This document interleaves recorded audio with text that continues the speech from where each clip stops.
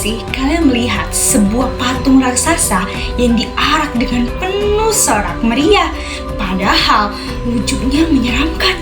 Atau mungkin kalian pernah bertanya-tanya mengapa sebuah makhluk menakutkan justru menjadi sebuah pusat perhatian masyarakat dan bahkan dianggap membawa pesan moral bagi kehidupan?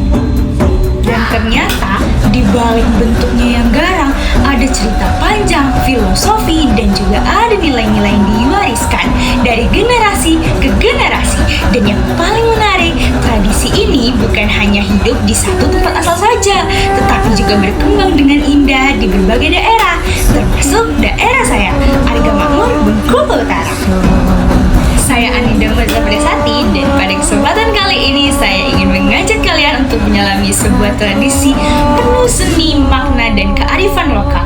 Sebuah tradisi yang mungkin terlihat sederhana, tetapi sebenarnya menyimpan banyak sekali pembelajaran, baik itu tentang manusia, moral, dan juga tentang kebersamaan. Jadi, apa sih sebenarnya makna di balik tradisi ogo-ogo? Dan bagaimana masyarakat membangunnya? Dan serta mengapa budaya ini begitu penting untuk dijaga? Mari kita mulai! Di Argamakmur, Bengkulu Utara ada salah satu tradisi yang hadir seperti bayangan dari masa lalu yang menyelinap di antara kerumunan, tinggi menjulang, serta penuh simbol yang tidak bisa kita cerna hanya dengan satu kali pandang. Kalian pasti pernah bertanya-tanya, kenapa ada patung raksasa yang sengaja diciptakan oleh manusia untuk menakutkan, tapi justru dirayakan? Dan kenapa ia diangkat, diarak, serta diteriakkan seolah-olah dia bintang utamanya? Dan apakah yang ingin disampaikan lewat wujud setinggi itu? Dan mari kita telusuri bersama, karena di balik setiap langkah arakan, setiap gendang selalu ada pesan yang menunggu untuk dicerna. Ada salah satu tradisi di Argamakmur, Bengkulu Utara yang dikenal dengan budaya Bali. Kegiatan ini dinamakan ogo-ogo yang dilaksanakan oleh umat Hindu yang tinggal di daerah Indonesia, termasuk di Argamakmur. Tradisi ini tetap dilestarikan sebagai bentuk penghormatan terhadap setiap kepercayaan kepada leluhur dan memperkuat hubungan sosial di masyarakat. Ogo-ogo adalah patung raksasa yang berbentuk makhluk menyeramkan yang biasanya menggambarkan wujud-wujud negatif seperti raksasa, roh jahat, atau bahkan makhluk mitologi. Patung ini dibuat dari rangka bambu, kertas, kayu, dan bahkan styrofoam yang dicat sedemikian rupa agar terlihat hidup dan berkarakter kuat. Menurut kepercayaan umat Hindu, ogo-ogo merupakan simbol dari buta kala, yaitu kekuatan negatif yang mewakili sifat buruk manusia seperti kemarahan, keserakahan, iri hati, dan hawa nafsu. Karena itu, pawai ogo-ogo bukan hanya sekedar tradisi kesenian, tetapi memiliki makna spiritual untuk membersihkan diri dari energi negatif. Di Argamakmur, tradisi seperti ogo-ogo biasanya dilakukan menjelang Hari Raya Nyepi, tepatnya pada upacara pengarungan. Tahapan kegiatan umumnya yang pertama dilakukan sekitar beberapa minggu sebelum Nyepi.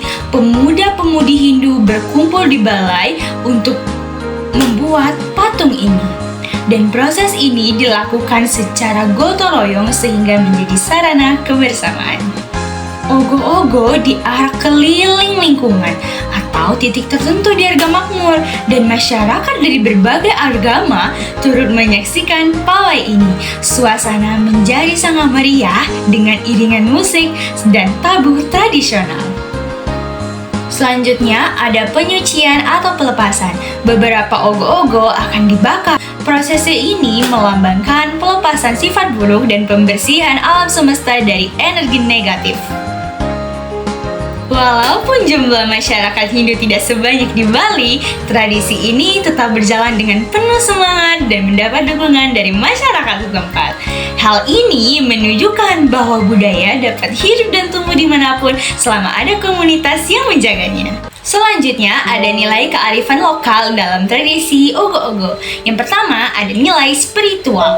Tradisi ogo-ogo mengajarkan tentang kesadaran diri. Setiap kali manusia memiliki sifat yang buruk, tradisi ini menjadi pengingat bahwa kita harus mampu melawan setiap sisi negatif dalam diri kita. Yang kedua, ada nilai kebersamaan dan gotong royong. Pembuatan ogo-ogo tidak bisa dilakukan sendirian. Setiap orang memiliki perannya masing-masing. Ada yang menghias, membuat rangka, memecat, serta mengangkat saat pawai. Dan proses ini melatih kebersamaan, kerja tim, dan saling membantu. Ketiga, ada nilai kreativitas dan seni. Ogo-ogo adalah karya seni kompleks. Remaja Hindu bisa mengekspresikan kreativitas mereka melalui desain patung, pemilihan warna, serta teknik pembuatan. Dan hal ini menjadi sarana bagi generasi muda untuk melestarikan seni tradisional. Yang keempat, ada nilai toleransi antar umat beragama.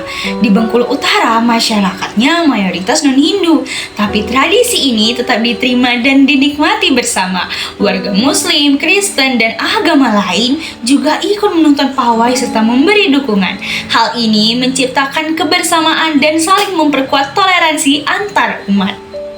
Tradisi ogo-ogo di Harga Makmur bukan hanya sekedar ritual bagi umat Hindu, tetapi juga merupakan bagian dari kekayaan budaya Indonesia yang menunjukkan bahwa keberagaman adalah kekuatan bangsa.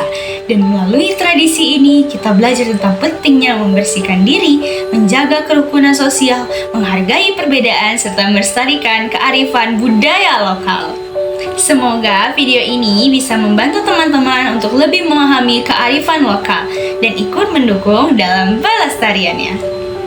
Dan sampai di sini kita akhirnya bisa melihat bahwa tradisi bukan hanya sekedar ritual yang berulang setiap tahun. Ia adalah ingatan, adalah suara dari masa lalu yang masih ingin bicara. Ia adalah cermin yang memantulkan siapa kita dan siapa kita seharusnya menjadi. Ogo-ogo di Harga Makmur bukan hanya patung raksasa yang diarak keliling kampung. Ia membawa pesan moral yang halus namun kuat tentang sifat manusia, tentang kegelapan yang harus dikendalikan, serta tentang cahaya yang harus terus dijaga. Masyarakat merayakannya bukan karena bentuknya, tapi karena makna. Pada akhirnya, kearifan lokal bukanlah sesuatu yang kita tonton saja, tetapi sesuatu yang akan kita wariskan turun-temurun. Dan ia akan masih hidup selama masih ada yang percaya, merawat, dan masih ada yang mencerita ulang. Dan hari ini, melalui video ini, kita telah belajar menjadi bagian dari perjalanan itu. Terima kasih telah menyimak sampai akhir. Semoga cerita ini bukan hanya menambah pengetahuan, tetapi juga membuka mata kita bahwa budaya adalah identitas dan identitas harus dijaga bukan dilupakan. Sampai jumpa di pembahasan selanjutnya. Tetap bangga, merawat, dan tetap dekat dengan budaya akar kita.